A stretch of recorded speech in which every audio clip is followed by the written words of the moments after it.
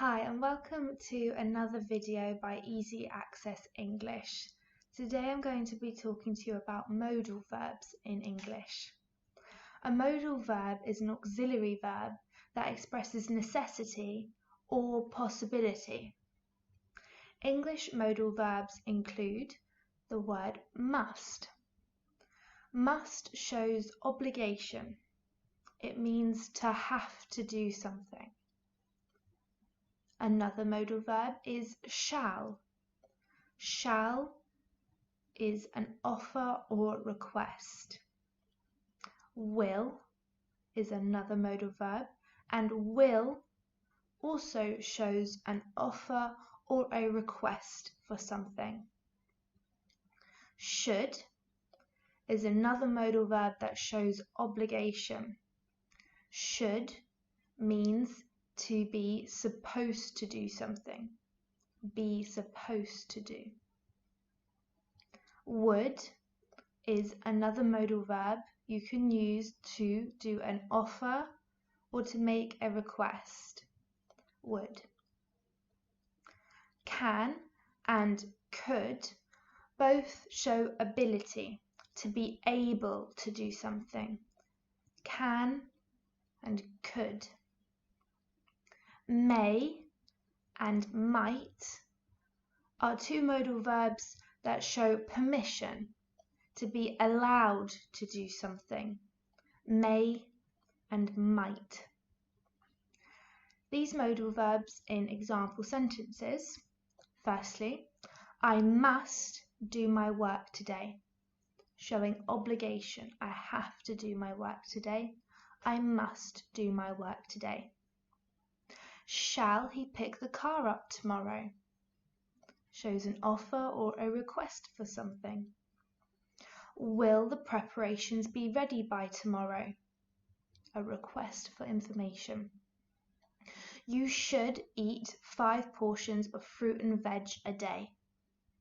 Should showing an obligation. You are supposed to eat 5 portions of fruit and veg a day. Would you pick that up for me on your way home? Again, would being used for an offer or a request to do something. I can fix the printer.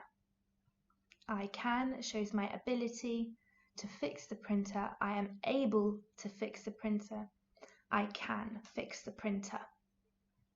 Can you come up with any more examples of your own using those modal verbs? Using modal verbs with negatives. Using modal verbs with negatives, you have mustn't, must not, shortened to mustn't. This is the negative form of must, and we pronounce it mustn't. This means to not be allowed to do something. I mustn't. Another example of using modal verbs in a negative is need not. It means you do not have to do something. You need not. Next, cannot means to not be able to do something. Cannot. Shouldn't, should not, shortened to shouldn't, means you are not supposed to do something. Shouldn't. These negatives used in examples. You mustn't walk there, meaning you are not allowed to. You mustn't walk there. They need not fret. They need not fret. So they don't have to fret, meaning to worry. We cannot expect an answer. So we're not able to expect an answer. We cannot expect an answer. A negative ability, not being able to. Can you come up with any of your own examples using negative modal verbs now? Using modal verbs in the past. When we use must in the past, we have our word must.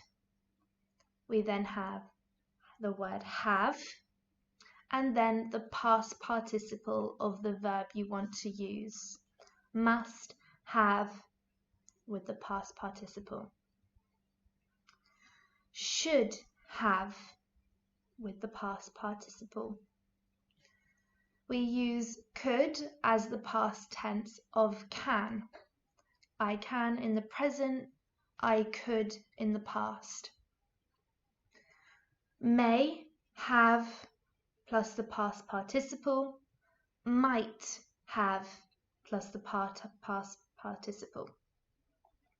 Using these modal verbs in the past tense in some examples. The roads must have changed. So using must in the past, and we have the past participle changed with have changed on the end of must have changed. Another example, I could play the piano when I was younger. In the present tense, I can play the piano, and in the past, I could play the piano. I was able to. In the past, I could play the piano. Now try and make some of your own sentences in the past tense using the modal verb with the correct past form. Politeness. We use modal verbs to add politeness to our English, which is a fundamental part of our culture and society. In order of politeness, we say can, could, may, and might.